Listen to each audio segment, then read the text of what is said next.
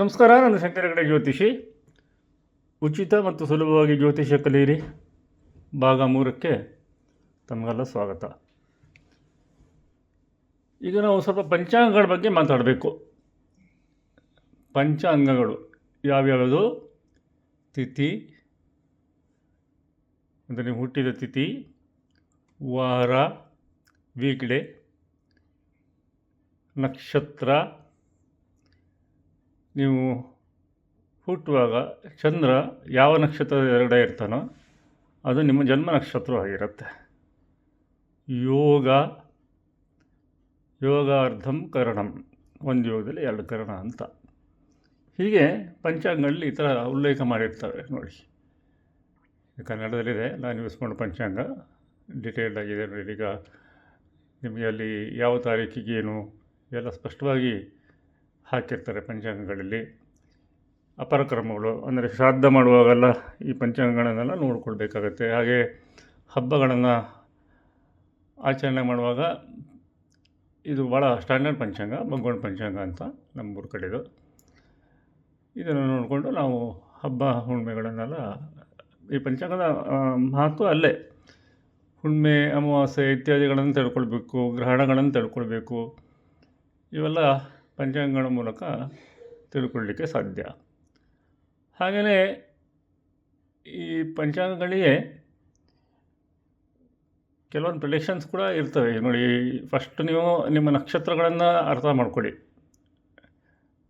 ಮೊದಲನೇ ನಕ್ಷತ್ರ ಅಶ್ವಿನಿ, ಎರಡನೇದು ಭರಣಿ, ಆಮೇಲೆ ಕೃತಿಕ, ರೋಹಿಣಿ, ಮೃಗಶಿರ, ಆರಿದ್ರ, ಪುನರ್ವಸು, ಪುಷ್ಯ, ಆಶ್ಲೇಷ, ಮಖ ಅಥವಾ ಮಘ, ಪೂರ್ವ ಫಾಲ್ಗುಣಿ, ಉತ್ತರ ಫಾಲ್ಗುಣಿ, ಹಸ್ತ ನಕ್ಷತ್ರ, ಚಿತ್ತ, ಸ್ವಾತಿ, ಹೀಗೆ ರೇವತಿಯವರೆಗೆ ಇದೇ ಆರ್ಡ್ರಲ್ಲಿ 27 ನಕ್ಷತ್ರಗಳು ಇರ್ತವೆ.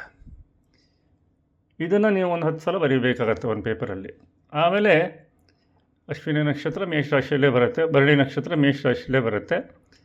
ಕೃತಿಕಾ ನಕ್ಷತ್ರದ್ದು ಒಂದು ಪಾದ, ಈ ಒಂದೊಂದು ನಕ್ಷತ್ರಕ್ಕೆ 9 ಪಾದಗಳಿರ್ತವೆ. ಆ ಟೇಬಲನ್ನು ನಾನು ನೆಕ್ಸ್ಟ್ ಇದರಲ್ಲಿ ಕೊಡ್ತೀನಿ. ನೀವು ಫಸ್ಟ್ 27 ನಕ್ಷತ್ರಗಳನ್ನು ಬಾಯಾಟ್ ಮಾಡ್ಕೊಳ್ಳಿ.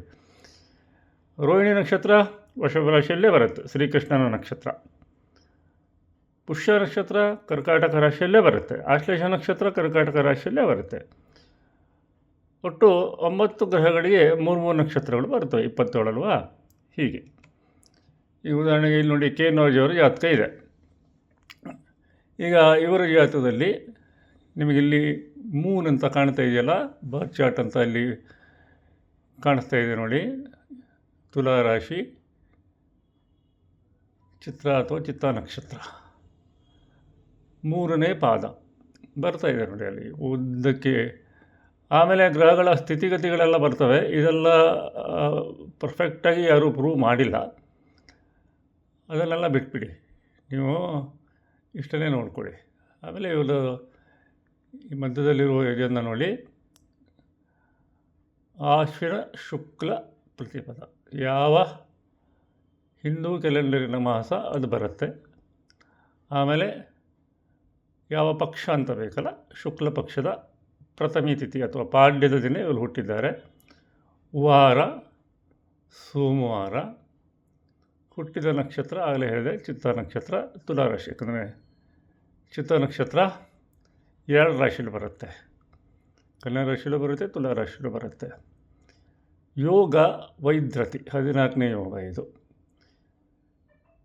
ಕರರ ಭವ ಅಂದರೆ ಸಿಂಹ, ಇಷ್ಟ ಕಾಲಗಟ್ಟಿ. ಇದೆಲ್ಲ ಬೇಸಿಕ್ಸು. ಇದರ ಅಡ್ವಾನ್ಸ್ಡ್ ಲೆವೆಲನ್ನು, ಪಂಚಾಂಗವನ್ನು ಅಡ್ವಾನ್ಸ್ಡ್ ಲೆವೆಲಲ್ಲಿ ಹೇಗೆ ಯೂಸ್ ಮಾಡ್ಬೋದು ಹೇಳೋದನ್ನು ನಾನು ಕೊರೋನಾ ಟೈಮ್ನಲ್ಲಿ ಮಾಡಿದ ಕ್ಲಾಸಲ್ಲಿ ಹಾಕಿದ್ದೀನಿ. ಇವುಗಳಿಗೆಲ್ಲ ಪ್ರೆಡಿಕ್ಷನ್ಸ್ ಇವೆ, ಬಟ್ ಪೂರ್ತಿ ನಂಬುವಂಥದ್ದಲ್ಲ ಅವೆಲ್ಲ.